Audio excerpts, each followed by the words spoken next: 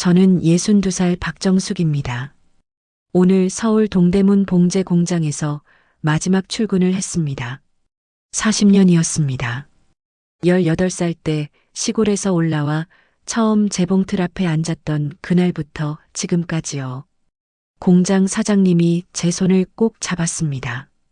정숙 씨, 고생 많았어요. 저는 그저 웃으며 고개를 숙였습니다. 고생이라고 생각해 본 적은 없었거든요. 재봉틀 앞에 앉아 천을 받고 옷을 만드는 일이 제 인생의 전부였으니까요. 집으로 돌아오는 길에 중고 미신 가게에 들렀습니다. 작은 작업실에는 산업용 재봉틀 2대가 놓여 있었습니다. 남편이 8년 전에 사준 것들이었습니다. 이걸로 집에서 일하면 되지 않겠어. 남편은 그렇게 말하며 웃었었죠. 중고상 사장님이 재봉틀을 살펴봤습니다. 상태가 좋네요. 800만 원 드릴게요. 저는 고개를 저었어요. 1000만 원은 받아야 해요. 에이, 할머니. 요즘 이런 기계 쓰는 사람 없어요. 그래도 이 기계로 40년을 먹고 살았는데요. 결국 950만 원에 합의했습니다. 나머지 50만 원은 제 저축에서 보태면 되었습니다. 재봉틀을 실어가는 트럭을 보며 가슴 한켠이 텅 비는 것 같았습니다. 작업실로 돌아오니 재봉틀이 있던 자리만 휑하니 남아 있었습니다. 40년 동안 그 자리에 앉아 수없이 많은 옷을 만들었어요. 교복, 양복, 드레스, 수선. 손님들의 얼굴이 하나하나 떠올랐습니다. 창문으로 햇살이 들어왔습니다. 재봉틀 위로 비치던 그 햇살이 이제는 빈 바닥을 비추고 있었습니다. 저는 그 자리에 한참을 서 있었습니다. 통장을 꺼내 잔고를 확인했어요. 950만 원이 입금되어 있었어요. 여기에 제 저축 50만 원을 더하면 딱 1000만 원이었어요. 딸 수연이가 원하던 결혼식을 해줄 수 있는 돈이었습니다.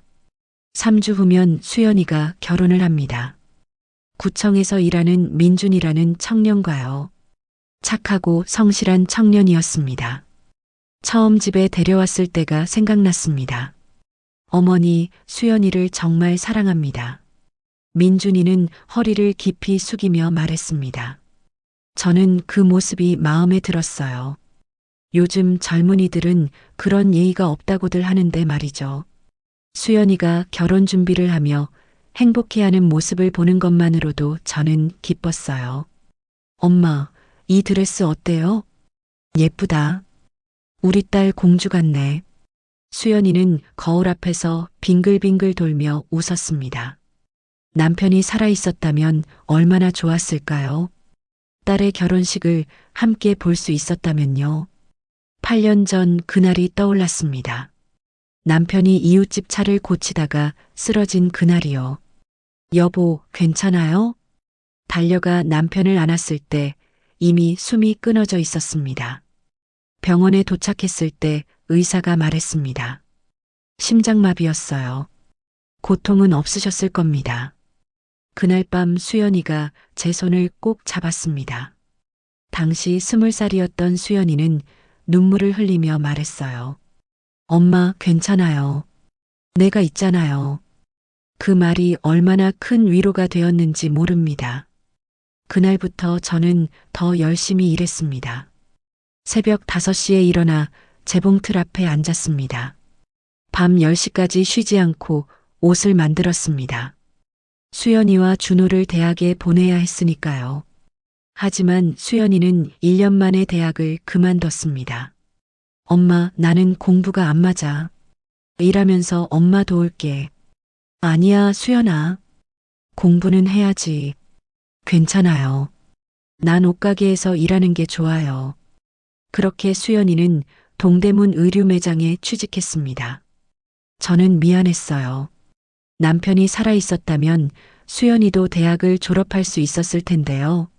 하지만 수연이는 불평하지 않았습니다. 오히려 밝게 웃으며 일했어요. 그리고 3년 전 민준이를 만났습니다. 엄마, 나 좋은 사람 만났어요. 수연이의 얼굴에는 사랑이 가득했습니다. 저는 그 모습을 보며 안도했어요. 우리 딸이 드디어 행복해지는구나 싶었습니다. 텅 빈 작업실을 둘러보며 저는 생각했어요. 재봉틀을 팔아서 딸의 행복을 살 수 있다면 그걸로 충분하다고요. 생계수단이야 나중에 다시 마련하면 되는 것 아니겠습니까? 창문을 닫고 작업실 문을 잠갔습니다. 내일부터는 본격적으로 결혼 준비를 도와야 했습니다. 성당 예약, 피로연장 예약, 하객 명단 정리. 할 일이 태산 같았지만 저는 행복했어요. 집으로 돌아오는 버스 안에서 핸드폰이 울렸어요. 수연이었습니다. 엄마, 오늘 피로연장 계약금 내야 하는데. 걱정 마. 엄마가 다 준비했어. 엄마, 정말 고마워요. 사랑해요. 전화를 끊고 창밖을 바라봤습니다. 서울 거리에는 저녁 노을이 지고 있었습니다. 40년 동안 이 거리를 오가며 살았습니다. 이제 딸을 시집 보내고 나면 저도 조금 쉴 수 있을까요? 아니, 쉴 수는 없을 것 같았습니다. 재봉틀을 팔았으니 다시 일자리를 찾아야 했으니까요. 하지만 그건 나중 일이었습니다. 지금은 딸의 결혼식만 생각하고 싶었습니다. 집에 도착해 통장을 서랍에 넣으며 중얼거렸습니다. 여보, 우리 딸 결혼해요. 보고 싶었을 텐데. 남편의 사진이 저를 조용히 바라보고 있었어요.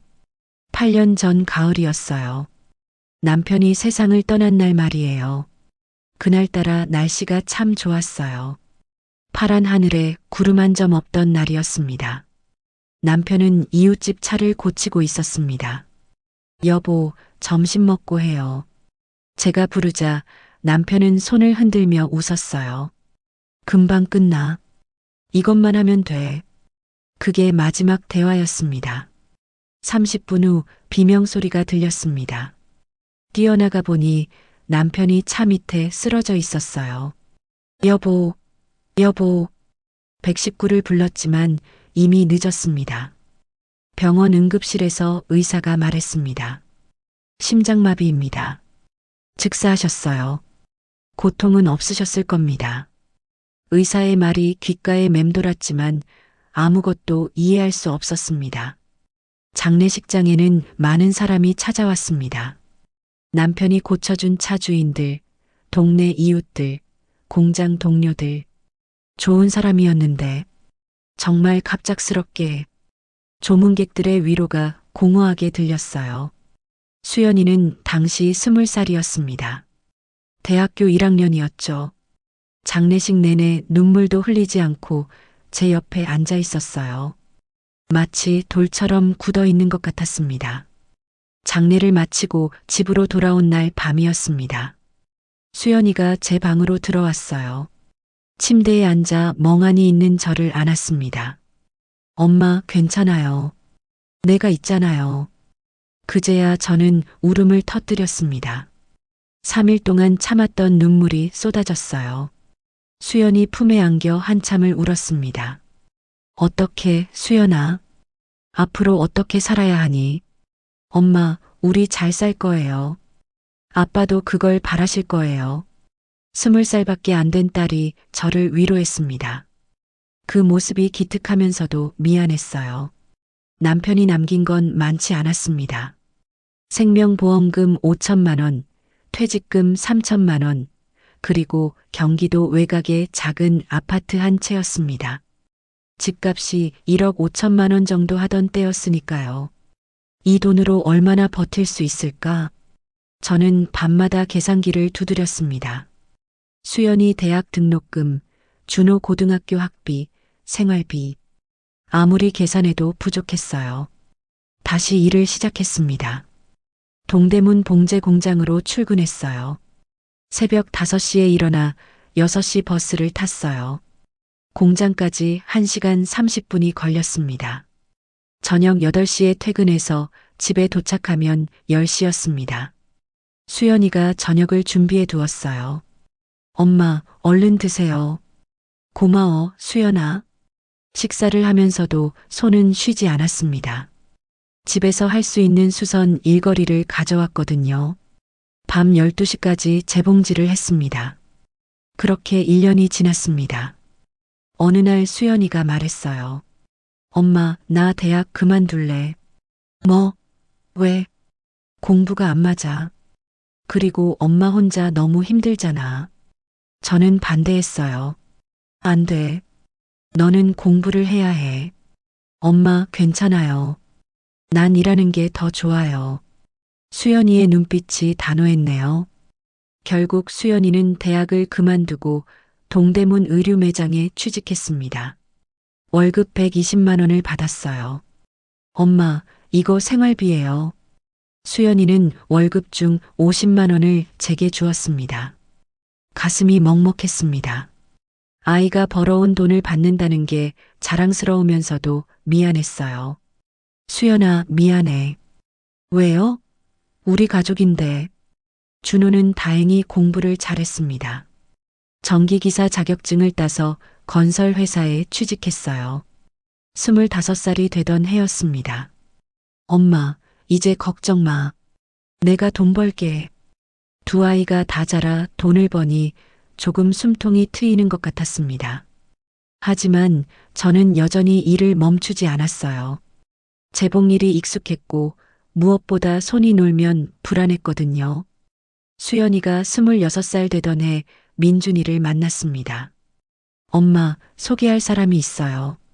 수연이 얼굴에 홍조가 돌아 있었습니다. 민준이는 구청 공무원이었습니다. 예의 바르고 성실해 보이는 청년이었어요. 어머님, 수연이를 정말 사랑합니다. 민준이는 허리를 깊이 숙이며 인사했습니다. 저는 그 모습이 마음에 들었어요. 우리 수연이 잘 부탁해요. 네, 어머님. 행복하게 해드릴게요. 두 사람은 3년 동안 연애를 했습니다. 수연이는 민준이 이야기를 할 때마다 행복해 보였어요. 엄마, 민준 오빠가 말이야. 그런 수연이를 보는 것만으로도 저는 기뻤어요. 작년 가을 민준이가 정식으로 청혼을 했습니다. 식당을 통째로 빌려서 말이에요. 수연아, 나와 결혼해 줄래? 수연이는 눈물을 흘리며 고개를 끄덕였습니다. 그날 밤 수연이가 제게 말했습니다. 엄마, 나 결혼해도 돼요? 당연하지. 왜? 엄마 혼자 두고 가는 것 같아서. 저는 수연이를 꼭 안았습니다. 바보야. 엄마는 괜찮아. 내가 행복한 게 제일 중요해. 엄마 사랑해요. 나도 사랑해, 우리 딸. 결혼 준비가 시작됐어요. 웨딩 촬영, 드레스 고르기, 예식장 예약. 모든 게 설레고 행복했습니다. 하지만 가끔 수연이 표정이 어두워질 때가 있었습니다. 엄마, 저기, 제가 준비하고 싶은 것도 있는데. 뭔데? 엄마가 다 해줄게. 아니에요. 괜찮아요. 수연이는 말끝을 흐렸습니다. 저는 그게 무슨 뜻인지 몰랐어요. 딸이 원하는 걸 제가 다 해주는 게 당연하다고 생각했거든요. 피로 연장을 예약하러 갔을 때였습니다. 1인당 5만 원이면 9명이니까 450만 원이에요. 음식값만 450만 원이요? 네, 여기에 음향, 사회자, 꽃 장식 더하면 550만 원입니다. 저는 계산을 했습니다. 550만 원 플러스 예식장 대관료 200만 원, 수연이 드레스 100만 원, 민준이 예복 50만 원, 식순지와 답례품 100만 원. 딱 1000만 원이었습니다. 재봉틀을 팔아야 하는 금액이었습니다. 엄마, 제가 돈을 좀 보탤게요. 수연이가 조심스럽게 말했습니다. 아니야. 엄마가 다 준비할게. 하지만 엄마, 재봉틀은 괜찮아. 새로 사면 돼. 저는 단호하게 말했어요. 수연이는 더 이상 말하지 못했어요. 지금 생각하면 그때 수연이가 뭔가 말하고 싶었던 것 같습니다. 하지만 저는 듣지 못했어요. 아니, 듣지 않았습니다. 딸의 결혼식을 성대하게 치르는 게 제 마지막 임무라고 생각했거든요. 결혼식 당일이었습니다. 서울 광화문 근처 성당이었어요. 오전 11시였습니다. 맑은 날씨였습니다. 햇살이 스테인드 글라스를 통해 들어와 성당 안을 아름답게 물들였어요. 수연이는 하얀 드레스를 입고 있었습니다. 제가 고른 드레스였어요. 레이스 장식이 달린 긴 트레인이 바닥에 우아하게 깔려 있었습니다. 엄마 어때요? 수연이가 물었어요. 예뻐. 정말 예뻐. 저는 눈물을 훔쳤습니다. 우리 딸이 이렇게 자랐구나 싶었어요. 민준이 부모님도 오셨습니다. 아버지는 은퇴한 회사원이었고 어머니는 전업주부였습니다. 사돈 어른 잘 부탁드립니다. 민준이 아버지가 제 손을 잡았습니다. 아니에요. 제가 잘 부탁드립니다. 저는 허리를 숙였습니다. 성당 문이 열리고 하객들이 들어왔습니다. 9명이었습니다. 제 쪽 하객은 공장 동료들, 동네 이웃들, 친척 몇 명이었어요. 민준이 쪽은 회사 동료들과 친구들, 친척들이 대부분이었습니다. 오르간 연주가 시작됐습니다. 수연이가 제 팔을 끼고 입장했습니다. 본래는 아버지가 딸을 인도하는 거지만 저밖에 없었으니까요. 엄마, 떨려요. 수연이가 작게 속삭였습니다. 괜찮아. 천천히 걸어. 성당 중앙 통로를 천천히 걸었습니다. 하객들이 박수를 쳤어요. 플래시가 터졌습니다. 저는 가슴이 벅차올랐습니다. 남편이 보고 있을까요? 하늘에서 우리 딸 결혼식을 보고 있을까요? 제단 앞에서 민준이가 기다리고 있었습니다. 수연이를 민준이에게 인도하고 저는 자리에 앉았습니다. 신부 어머니 자리였어요. 주례 신부님이 말씀을 시작했습니다. 결혼은 두 사람이 하나가 되는 신성한 서약입니다. 서약이 이어졌습니다. 신랑 김민준, 신부 박수연을 사랑하고 존중하며 네, 서약합니다. 신부 박수연, 신랑 김민준을 사랑하고 존중하며 네, 서약합니다. 두 사람이 서로를 바라보며 웃었습니다. 축가가 울려 퍼졌어요. 수연이의 친구가 부르는 노래였어요. 당신을 만나 행복합니다. 저는 눈물을 훔쳤습니다. 행복한 눈물이었습니다. 예식이 끝나고 피로 연장으로 이동했습니다. 호텔 연회장이었어요. 제가 계약금을 냈던 곳이었습니다. 테이블에는 꽃 장식이 놓여 있었고 음식이 준비되어 있었어요. 하객들이 자리에 앉았어요. 수연이와 민준이가 테이블을 돌며 인사했습니다. 감사합니다. 축하해. 하객들의 축하가 이어졌습니다. 저는 신부 어머니 자리에 앉아 그 모습을 바라봤어요. 딸이 행복해 보였습니다. 그걸로 충분했어요. 재봉틀을 팔아서라도 이날을 만든 게 잘한 일이라고 생각했습니다. 피로연이 끝나고 하객들이 하나둘 자리를 떠났습니다. 수연이와 민준이는 신혼여행을 떠났어요. 제주도로 3박 4일 일정이었습니다. 엄마 다녀올게요. 그래. 조심해서 다녀와. 수연이를 안았습니다. 딸의 어깨가 예전보다 단단해진 것 같았어요. 이제 어엿한 부인이 되었구나 싶었습니다. 엄마 사랑해요. 나도 사랑해. 공항으로 가는 차를 배웅하고 저는 집으로 돌아왔습니다. 텅 빈 집이었어요. 수연이가 없으니 더 조용했습니다. 침대에 누워 천장을 바라봤어요. 결혼식은 잘 끝났어요. 딸도 행복해 보였어요. 그런데 왜일까요? 가슴 한켠이 허전했습니다. 뭔가 놓친 것 같은 느낌이었어요.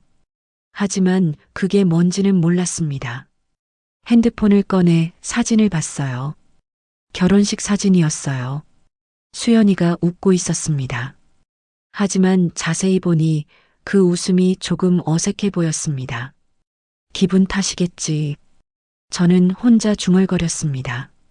하지만 그게 기분 탓이 아니었다는 걸 일주일 후에 알게 되었습니다. 신혼여행에서 돌아온 지 일주일이 지난 일요일이었어요. 오후 2시쯤이었어요. 수연이에게서 전화가 왔습니다. 엄마, 오늘 시간 있으세요? 응, 왜? 민준 오빠랑 같이 갈게요. 할 말이 있어서요. 목소리가 조금 무거웠습니다. 무슨 일인데? 가서 말할게요. 전화가 끊겼어요. 저는 불안했어요. 무슨 일이 생긴 걸까요? 신혼여행에서 부부 싸움이라도 한 걸까요? 집을 정리하고 차를 끓여 놓았습니다. 오후 4시쯤 수연이와 민준이가 왔습니다. 두 사람 모두 표정이 무거웠어요. 어서 와. 앉아. 거실 소파에 앉혔습니다. 차를 따라주고 저도 앉았어요. 무슨 일인데? 수연이가 민준이를 쳐다봤어요. 민준이가 고개를 끄덕였어요. 수연이가 입을 열었습니다. 엄마, 저희가 말씀드릴 게 있어요. 그래, 말해봐. 엄마, 저희 당분간 엄마랑 거리를 좀 두고 싶어요. 그 말을 듣는 순간 귀를 의심했습니다. 뭐? 엄마랑 자주 만나지 않았으면 해요. 무슨 소리야, 수연아? 저는 당황했습니다. 거리를 둔다니요. 수연이가 조심스럽게 말을 이었습니다. 엄마, 오해하지 마세요. 엄마를 미워하는 게 아니에요. 그럼 왜? 제 인생을 살고 싶어요. 내 인생? 네. 엄마 없이요. 가슴이 철렁 내려앉았습니다. 수연이의 눈빛이 진지했어요. 수연아, 엄마가 뭘 잘못했니? 잘못하신 거 없어요, 엄마.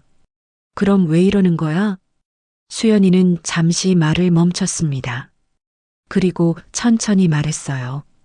엄마가 저를 너무 많이 도와주셨어요. 그게 왜 문제인데? 저는 아무것도 못하는 사람이 된 것 같아요. 무슨 소리야? 수연이의 눈에 눈물이 맺혔습니다. 결혼 준비도 엄마가 다 하셨잖아요. 드레스도, 피로 연장도, 꽃도 전부요. 그게 엄마 역할 아니니? 아니에요, 엄마. 그건 제가 할 일이었어요. 저는 이해할 수 없었습니다. 딸을 위해 해준 게 왜 문제가 되는 걸까요? 민준이가 입을 열었습니다. 어머님, 제 말씀도 들어주세요. 그래, 말해봐. 저희가 결혼 준비를 하면서 많이 얘기했어요. 수연이가 말하더라고요. 어머님이 항상 모든 걸 해주셔서 자기는 아무것도 할 줄 모른다고요. 그래서 수연이가 스스로 뭔가를 해보고 싶대요. 실수해도 좋으니까요. 저는 어이가 없었어요. 재봉틀을 팔아가며 결혼식을 해줬는데 이게 고맙단 소리야? 목소리가 떨렸습니다. 수연이가 고개를 숙였어요. 엄마, 죄송해요. 정말 죄송해요. 재봉틀이 뭔지 알아? 그게 엄마한테 뭔데? 알아요. 그래서 더 미안해요. 미안하면 왜 이러는 거야? 저는 소리쳤습니다. 처음으로 딸에게 소리를 질렀어요. 수연이가 눈물을 흘렸어요. 엄마, 저는 엄마가 재봉틀 파는 걸 원하지 않았어요. 뭐? 제가 돈을 모아서 작은 결혼식을 하고 싶었어요. 그런데 엄마가 계속 큰 결혼식을 하자고 하셔서 그게 뭐가 잘못됐어? 엄마는 절 위해서라고 하셨지만 실은 엄마를 위한 거였잖아요. 그 말에 저는 할 말을 잃었습니다. 뭐라고? 엄마는 성대한 결혼식을 치르고 싶으셨어요. 딸을 잘 키웠다고 보여주고 싶으셨던 거예요. 그게 무슨... 아니에요? 수연이의 눈빛이 슬펐습니다. 엄마, 저는 9명이 아니라 30명만 초대하고 싶었어요. 피로연도 간단하게 하고 싶었어요. 그런데 엄마가 계속... 저는 입을 다물었습니다. 맞았습니다. 수연이가 뭔가 말하려고 할 때마다 제가 막았어요. 엄마가 다 해줄게. 그 말로요. 민준이가 말했습니다. 어머님, 저희가 엄마를 미워하는 게 아니에요. 다만 저희 힘으로 살아보고 싶은 거예요. 얼마나 자주 안 만나려고? 제가 물었습니다. 수연이가 대답했어요. 한 달에 한 번만 뵙고 싶어요. 한 달에 한 번? 네. 가슴이 무너지는 것 같았습니다. 그럼 매주 보던 건? 당분간은 쉬고 싶어요. 저는 아무 말도 할 수 없었습니다. 두 사람은 1시간쯤 있다가 집으로 돌아갔어요. 문이 닫히는 소리가 들렸습니다. 저는 소파에 그대로 앉아 있었습니다. 한참을 그렇게 있다가 눈물이 났습니다. 내가 뭘 잘못했지? 재봉틀을 팔아서 결혼식을 해준 게 잘못인가요? 딸을 위해 평생 희생한 게 잘못인가요? 이해할 수 없었습니다. 그날 밤 잠을 이룰 수 없었어요. 수연이의 말이 계속 머릿속을 맴돌았어요. 엄마는 저를 위해서라고 하셨지만 실은 엄마를 위한 거였잖아요. 정말 그랬을까요? 저는 딸을 위해 모든 걸 했는데요. 하지만 가만히 생각해 보니 이상한 점이 있었습니다. 결혼식 준비를 하면서 수연이가 뭔가 말하려고 할 때마다 제가 막았던 게 떠올랐어요. 엄마, 저는 작은 결혼식이 아니야, 성대하게 해야지. 엄마, 하객은 친한 사람들만. 안 돼, 친척들도 다 불러야지. 왜 그랬을까요? 정말 수연이를 위해서였을까요? 아니면 수연이 말대로 제 자신을 위한 거였을까요? 새벽 2시였습니다. 잠이 오지 않아 거실로 나왔어요. 창밖을 바라봤습니다. 거리에는 가로등만 켜져 있었어요. 핸드폰을 켜서 결혼식 사진을 봤습니다. 90명의 하객, 큰 피로 연장, 화려한 꽃 장식. 그 사진을 보며 저는 무엇을 느꼈을까요? 자랑스러웠어요. 나 혼자 딸을 이렇게 키웠어. 그런 자부심이었어요. 수연이의 행복이 아니라 제 성취감이었던 겁니다. 가슴이 철렁했습니다. 정말 그랬던 걸까요? 다음 날 아침 준호에게 전화했어요. 준호야, 너 지금 시간 있니? 네, 엄마. 무슨 일이에요? 수연이 일로 물어볼 게 있어서. 수연이가 뭐? 너도 알아? 수연이가 엄마랑 거리 두고 싶다는 거. 전화기 너머로 준호가 한숨을 쉬는 소리가 들렸습니다. 알고 있어요, 엄마. 왜 나한테 말 안 했어? 수연이가 직접 말해야 한다고 생각했어요. 너도 그렇게 생각해? 엄마가 수연이를 너무 간섭했다고? 준호는 잠시 침묵했어요. 그리고 조심스럽게 말했어요. 엄마, 솔직히 말씀드려도 돼요? 그래, 말해봐. 엄마는 수연이한테 너무 많은 걸 해주셨어요. 그게 뭐가 잘못이야? 잘못은 아닌데. 수연이가 스스로 할 기회를 뺏은 거예요. 뺐다니? 예를 들어 수연이가 대학 그만뒀을 때요. 엄마는 반대하셨지만 결국 수연이 뜻대로 하게 해주셨잖아요. 그래. 그런데 그 이후로는 달랐어요. 수연이가 뭘 하려고 하면 엄마가 먼저 해주셨어요. 도와준 거지. 도와준 게 아니라 대신 한 거예요, 엄마. 준호의 말이 가슴에 박혔습니다. 준호야, 너도 엄마랑 거리 두고 싶니? 아니요, 엄마. 저는 괜찮아요. 왜 너는 괜찮고 수연이는 안 괜찮은 거야? 저는 수연이만큼 엄마한테 의존하지 않았으니까요. 의존?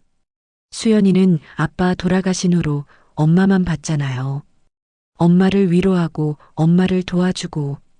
그래서 그러다 보니 자기 인생을 살 기회가 없었던 거예요. 전화를 끊고 한참을 멍하니 앉아 있었습니다. 준호의 말이 맞는 것 같았어요. 남편이 세상을 떠난 후 저는 수연이에게 의지했습니다. 수연이가 저를 위로해줬고 저는 그게 당연하다고 생각했어요. 그리고 그 대가로 수연이에게 모든 걸 해줬습니다. 하지만 그게 사랑이었을까요? 아니면 빚을 갚는 거였을까요? 저는 알 수 없었습니다. 며칠 동안 집에만 있었습니다. 아무것도 하고 싶지 않았어요. 재봉틀도 없었어요. 일거리도 없었어요. 그저 창밖만 바라봤습니다. 일주일쯤 지났을 때 준호가 집에 찾아왔습니다. 엄마, 뭐 하세요? 그냥 있어. 밥은 먹었어요? 응. 거짓말이었습니다. 먹지 않았어요. 준호가 부엌으로 가더니 라면을 끓였습니다. 드세요, 엄마. 고마워. 라면을 먹으며 준호가 말했습니다. 엄마, 수연이 엄청 힘들어해요. 뭐가? 엄마한테 그렇게 말한 거요. 그래도 한 말인걸. 맞아요. 하지만 수연이도 엄마를 사랑해요. 사랑하면 왜 거리를 두래? 사랑하니까요. 준호의 말이 이해되지 않았습니다. 무슨 소리야? 수연이가 말했어요. 엄마랑 계속 같이 있으면 자기가 무능력한 사람이 될 것 같대요. 무능력?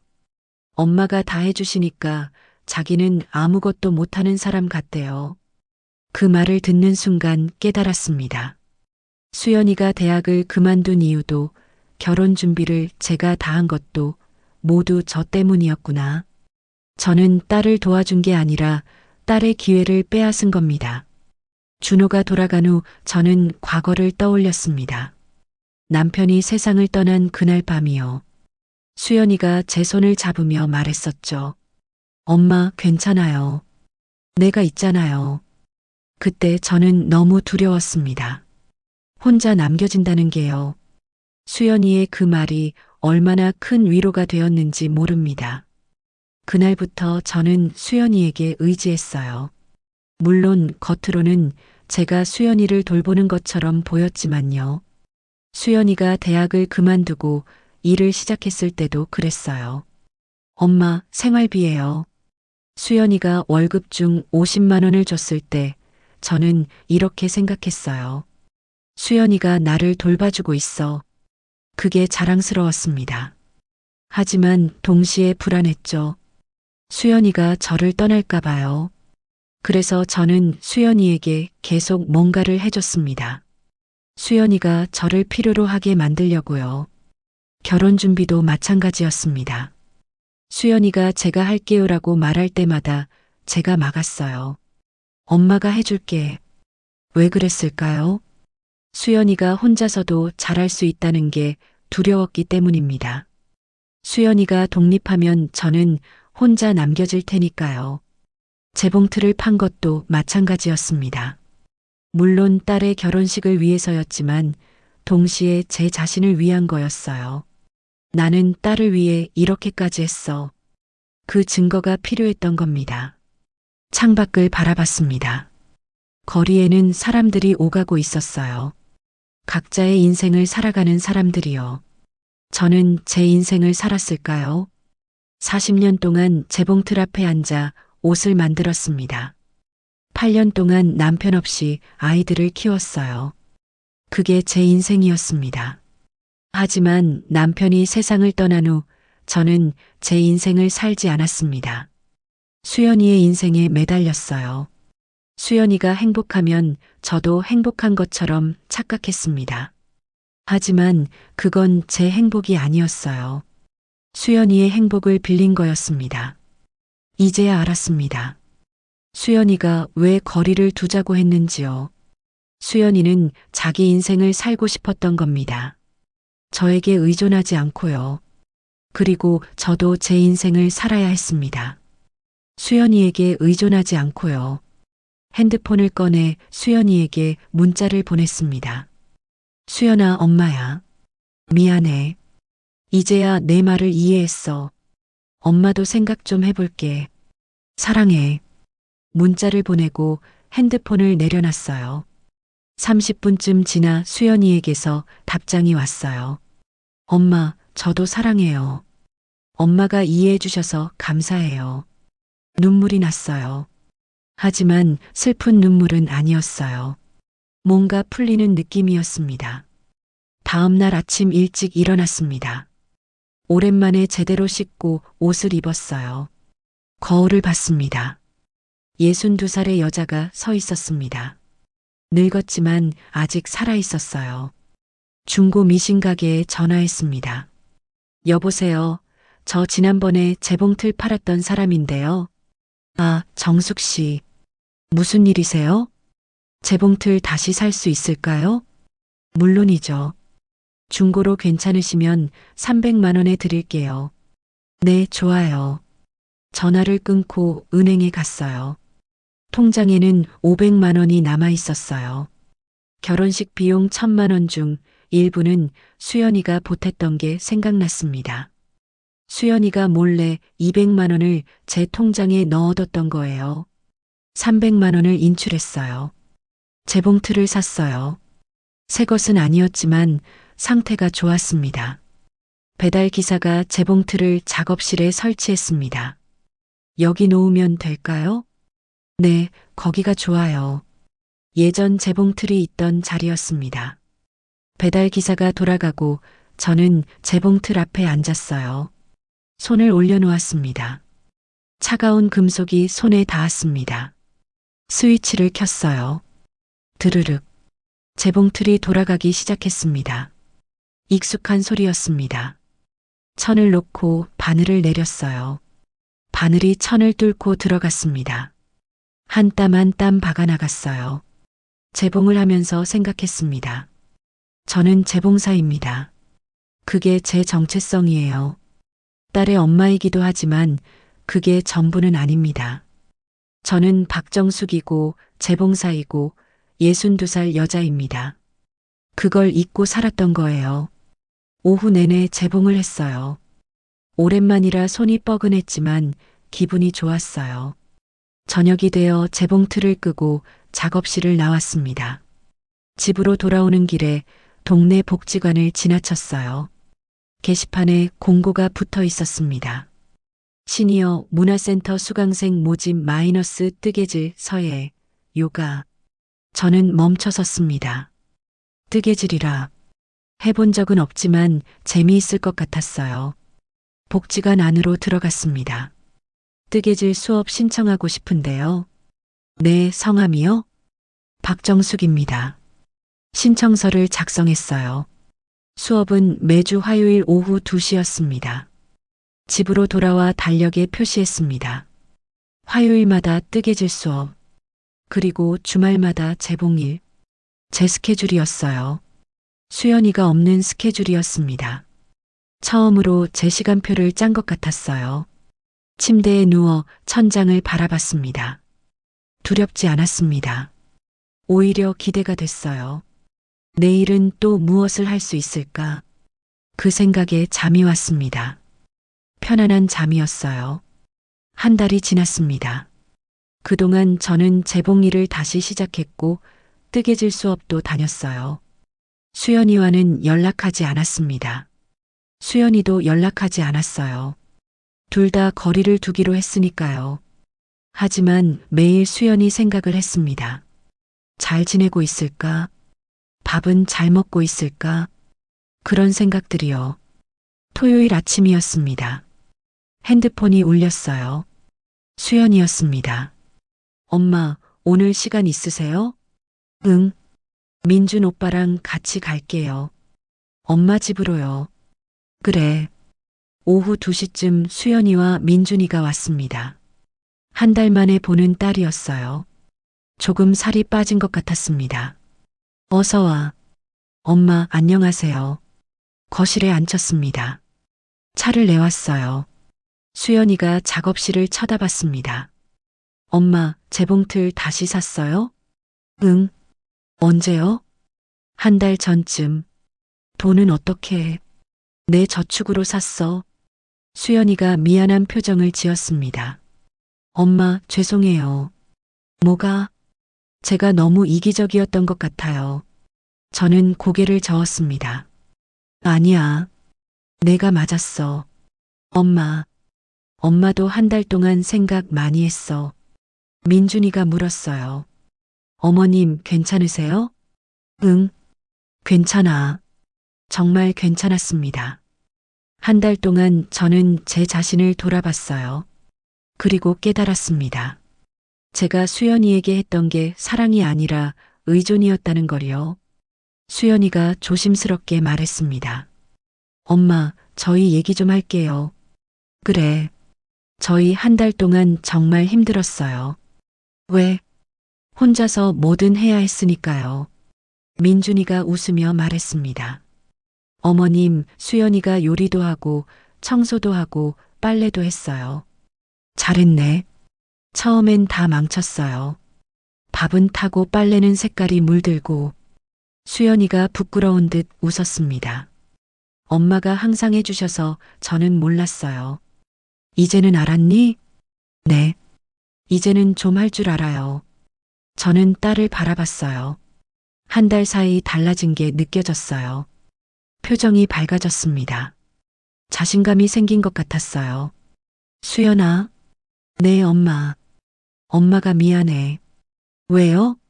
너한테 너무 많은 걸 해줬어. 엄마. 그게 사랑인 줄 알았는데 아니었구나. 수연이의 눈에 눈물이 맺혔습니다.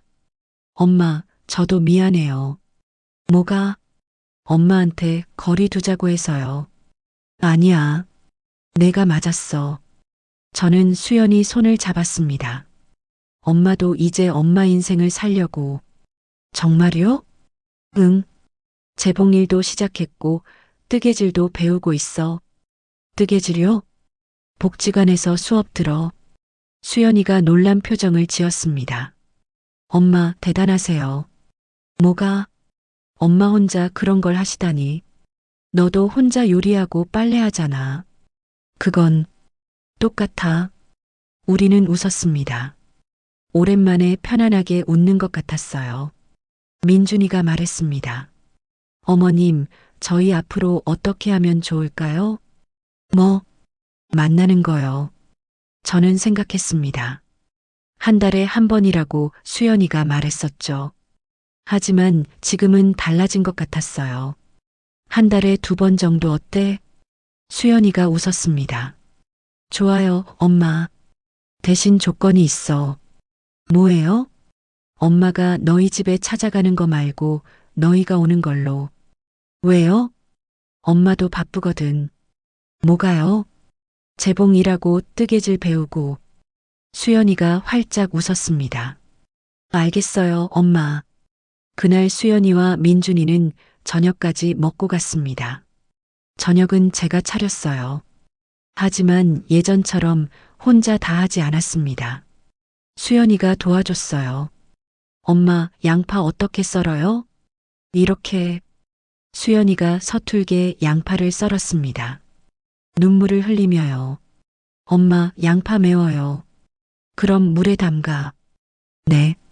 밥을 먹으며 이야기를 나눴습니다. 엄마, 민준 오빠가 승진했어요.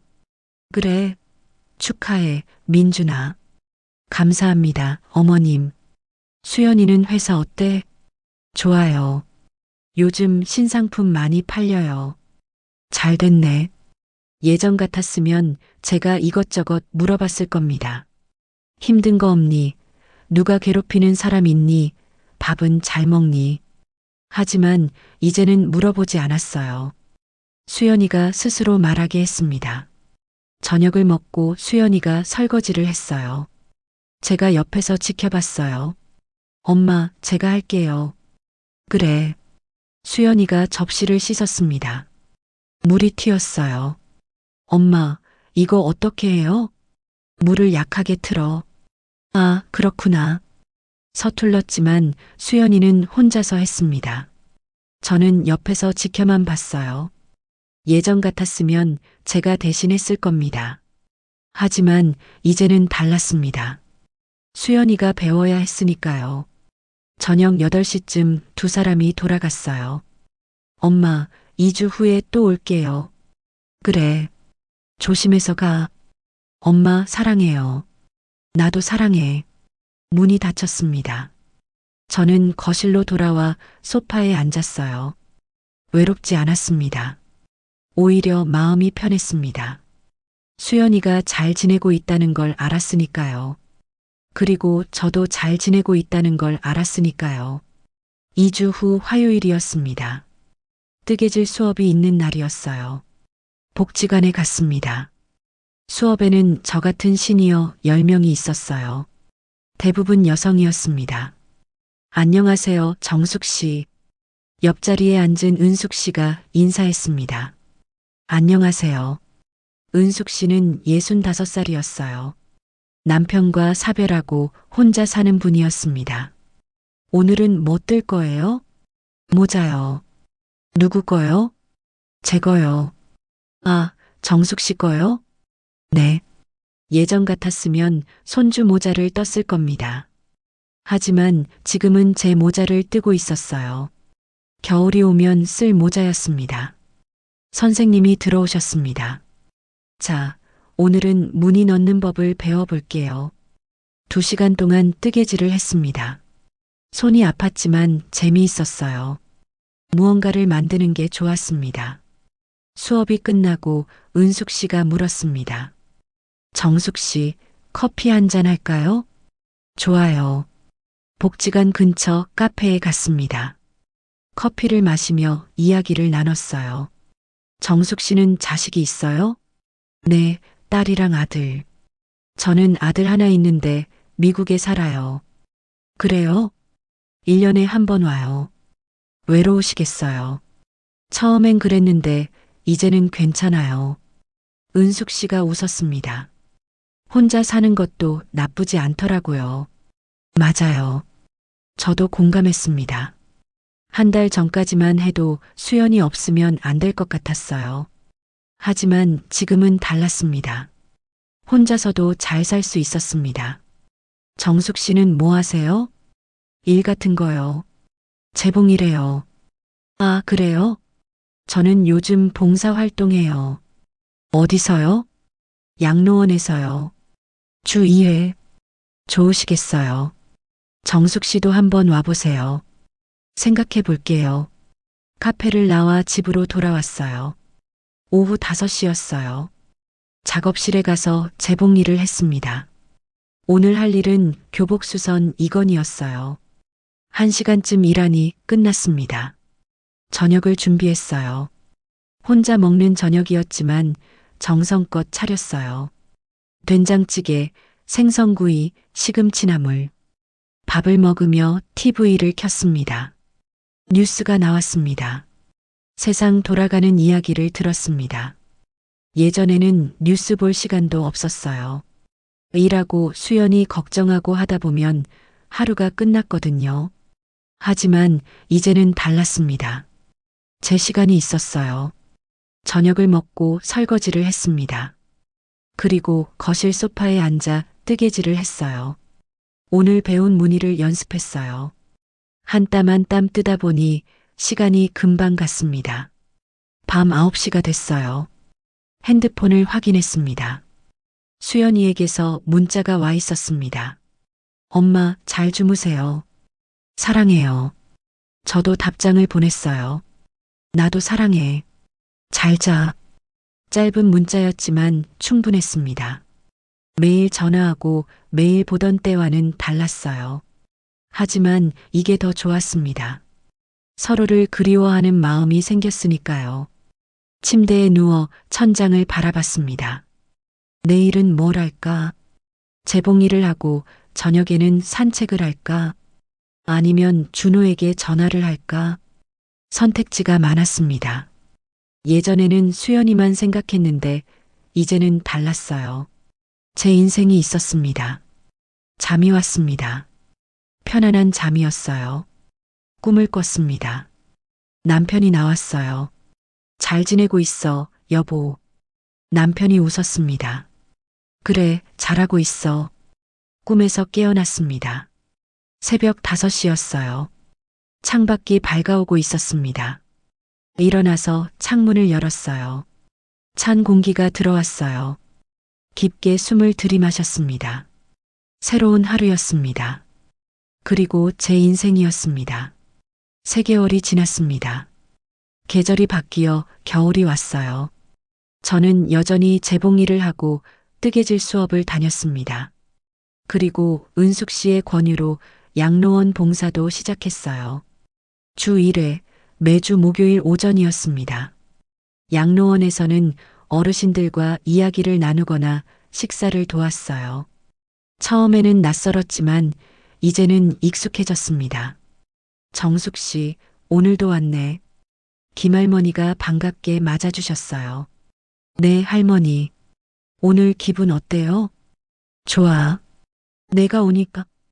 김할머니는 92살이었습니다. 자식이 없어서 양로원에 계셨습니다. 처음 뵀을 때 외로워 보이셨는데 요즘은 많이 밝아지셨습니다. 할머니, 오늘 뭐 드시고 싶으세요? 글쎄, 뭐든 좋아.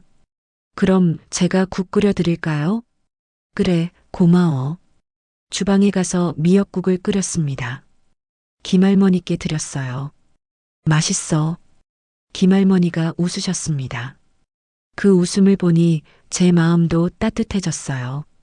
누군가를 돕는다는 게 이런 기분인가 싶었습니다. 예전에는 수연이만 도왔습니다. 하지만 이제는 다른 사람들도 도울 수 있었습니다. 봉사를 마치고 집으로 돌아왔습니다. 오후 1시쯤이었어요. 점심을 먹고 작업실로 갔습니다. 재봉일이 기다리고 있었어요. 이번 주는 일이 많았습니다. 드레스 수선 3건, 커튼 만들기 2건, 양복 수선 1건. 충분한 일거리였습니다. 돈도 제법 벌었어요. 한 달에 150만 원 정도였습니다.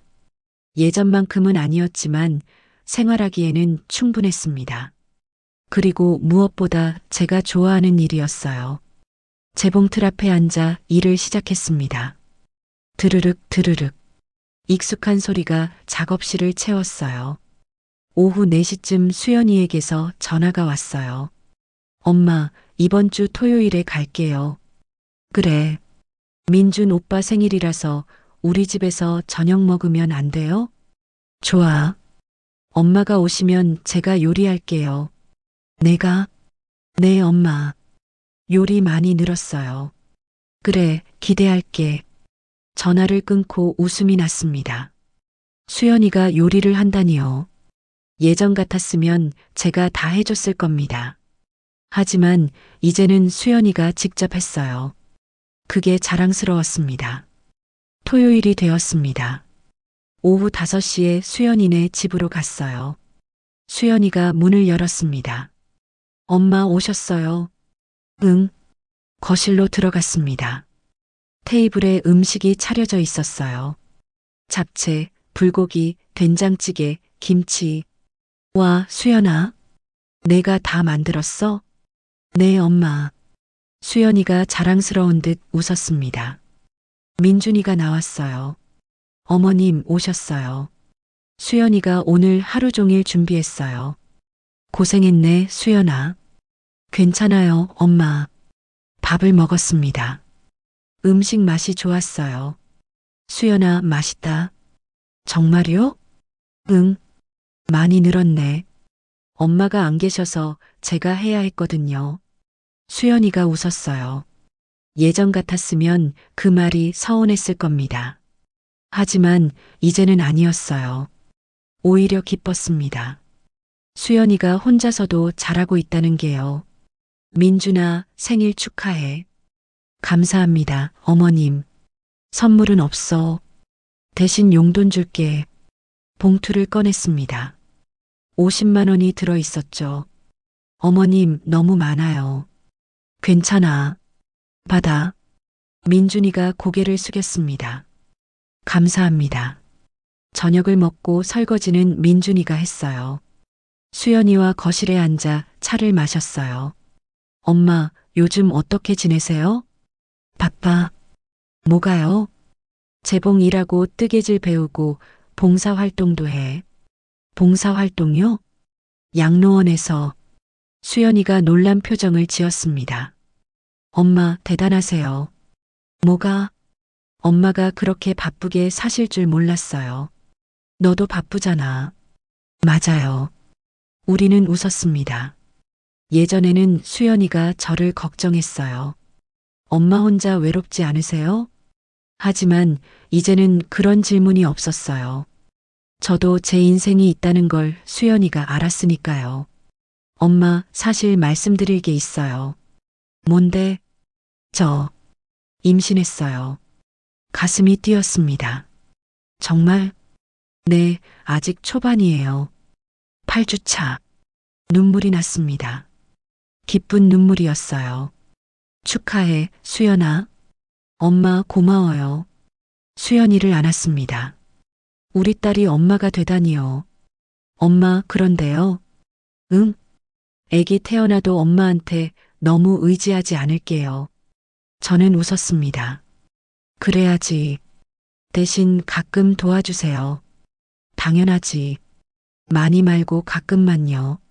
알았어. 수연이가 웃었습니다. 엄마, 제가 좋은 엄마가 될 수 있을까요? 될 수 있어. 어떻게 아세요? 너는 이미 배웠잖아. 뭐요? 혼자서 사는 법을. 수연이의 눈에 눈물이 맺혔습니다. 엄마, 사랑해요. 나도 사랑해. 저녁 8시에 집으로 돌아왔습니다. 버스 안에서 창밖을 바라봤어요. 거리에는 불빛이 켜져 있었습니다. 사람들이 각자의 삶을 살아가고 있었어요. 저도 그 중 하나였습니다. 62살 박정숙, 재봉사이자 뜨개질을 배우는 학생이자 봉사자, 그리고 곧 할머니가 될 사람. 가슴이 벅찼습니다. 남편이 세상을 떠난 후 저는 길을 잃었었어요. 수연이에게 매달렸습니다. 하지만 이제는 달랐어요. 저는 제 길을 찾았어요. 수연이도 수연이의 길을 찾았습니다. 우리는 각자의 인생을 살고 있었어요. 하지만 여전히 사랑하고 있었습니다. 의존이 아닌 진짜 사랑으로요. 6개월이 더 지났습니다. 봄이 왔어요. 수연이의 배가 많이 불러왔습니다. 출산 예정일은 다음 달이었어요. 오늘은 수연이와 함께 산부인과에 가는 날이었습니다. 엄마, 같이 가주실 수 있어요? 그래. 병원에 갔습니다. 의사 선생님이 초음파를 봤어요. 아기가 건강합니다. 순조로워요. 다행이다. 수연이가 안도의 한숨을 쉬었습니다. 초음파 사진을 받았어요.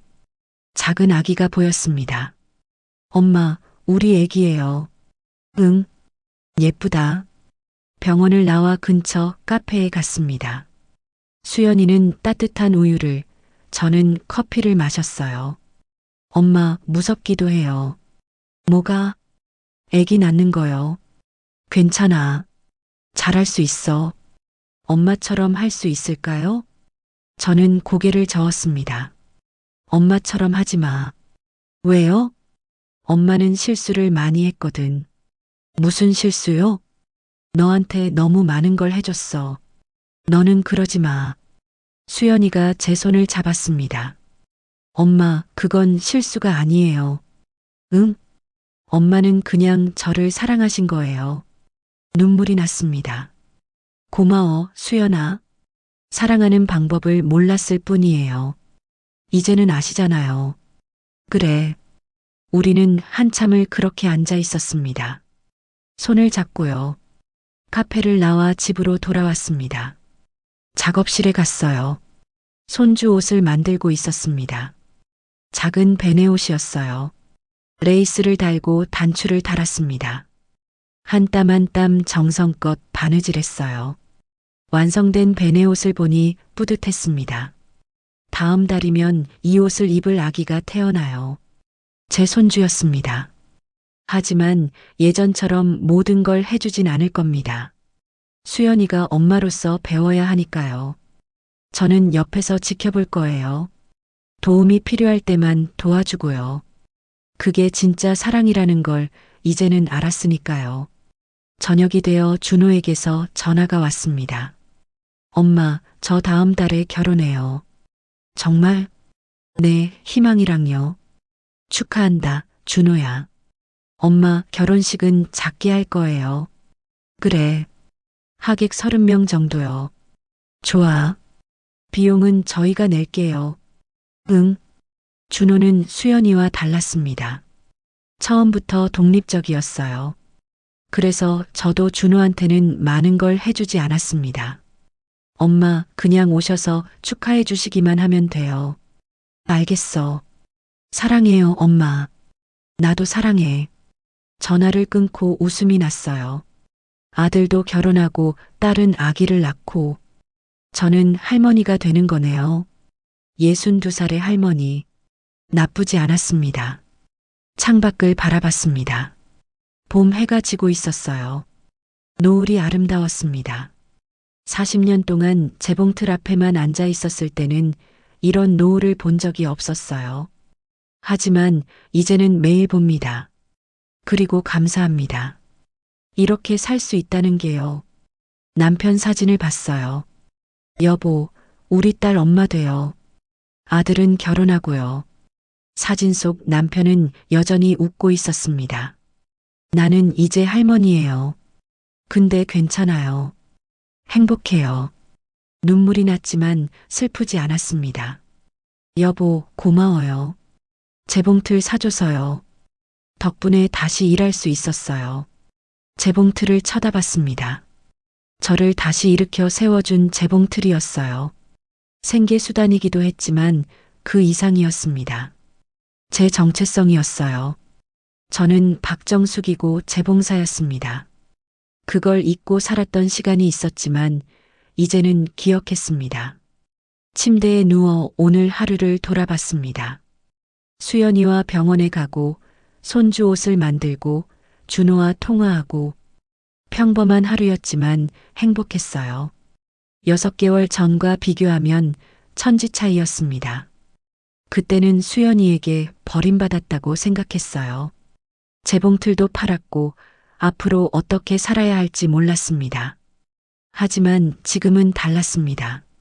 재봉틀이 있었고 일이 있었고 취미가 있었어요. 무엇보다 박정숙이라는 사람을 알게 되었습니다. 저는 엄마이지만 엄마만은 아니었습니다. 저는 재봉을 좋아하는 사람이었어요. 뜨개질을 배우는 사람이었고 봉사를 하는 사람이었어요. 수연이와의 관계도 달라졌습니다. 예전처럼 매일 보지는 않았지만 볼 때는 더 편했어요. 서로에게 의존하지 않았습니다. 하지만 사랑은 여전했습니다. 오히려 더 깊어진 것 같았어요. 의존이 아닌 진짜 사랑으로요. 핸드폰을 꺼내 메모장을 열었습니다. 다음 달 계획을 적었어요. 준호 결혼식, 수연이 출산, 뜨개질 수업, 봉사활동, 재봉일. 바쁜 한 달이 될 것 같았습니다. 하지만 기대됐어요. 62살의 인생이었습니다. 늦은 나이가 아니었어요. 이제 시작이었습니다. 창밖으로 달빛이 들어왔습니다. 작업실의 재봉틀이 달빛을 받아 반짝였어요. 내일도 저 재봉틀 앞에 앉을 겁니다. 하지만 이제는 알고 있었습니다. 저는 재봉틀만이 아니라는 것을요. 저는 박정숙이고 아직 할 일이 많다는 것을. 눈을 감았습니다. 편안한 잠이 왔어요. 수연이가 말했던 것이 생각났습니다. 엄마는 그냥 저를 사랑하신 거예요. 사랑은 잘못이 아니었어요. 다만 사랑하는 방법을 배워야 했던 거였습니다. 아이들을 위해 모든 걸 희생하는 게 사랑이 아니라요. 서로의 인생을 존중하며 함께 걷는 게 사랑이었습니다. 이제야 알았습니다. 62년 만에요. 하지만 늦지 않았습니다. 앞으로 20년, 30년이 더 남아 있었어요. 그 시간 동안 저는 박정숙으로 살 겁니다. 엄마이기도 하고 재봉사이기도 하고 할머니이기도 한 그런 박정숙으로요. 잠이 들기 전 마지막으로 생각했습니다. 고마워, 수연아. 딸이 거리를 두자고 말해줬기에 저는 박정숙을 찾을 수 있었습니다. 고마워, 여보. 남편이 남긴 재봉틀이 저를 다시 일으켜 세웠습니다. 고마워, 나 자신. 포기하지 않고 새로운 길을 찾아낸 저 자신에게요. 창밖에서 바람이 불었습니다. 커튼이 살랑거렸어요. 어디선가 봄 냄새가 났습니다. 이제 시작이야. 내 인생의 이막. 오늘의 여정을 함께 해주셔서 고맙습니다. 다음 이야기에도 따뜻한 순간들이 준비되어 있습니다. 구독과 좋아요로 계속 함께 해주시길 바라겠습니다. 감사합니다.